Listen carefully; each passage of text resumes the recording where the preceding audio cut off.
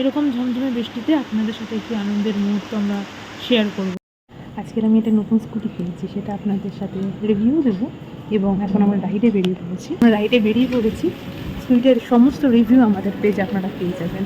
আর electric scooty go green, eco friendly, সবচেয়ে বড় বিষয়। এত সুন্দর লাগছে। আমার এই গাড়ি কেনার জন্য এই ওয়েদারটা তৈরি হয়েছে।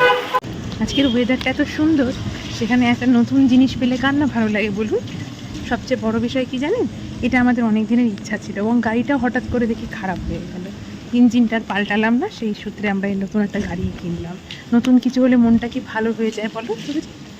আপনাদের একটা অনুভূতি, প্রথমত নতুন গাড়ি কেনা, প্রথমবার একটা ইলেকট্রিক স্কুটি চালানোর অনুভূতি, আর এইরকম মনোরম একটা ওয়েদার যা আমাদেরকে খুবই মুগ্ধ করছে। তো বলে বোঝাতে পারবো না, এটা কথায় বোঝানো যায় না। এটা সম্পূর্ণ ভাবের এবং ফিলিংসের ব্যাপার।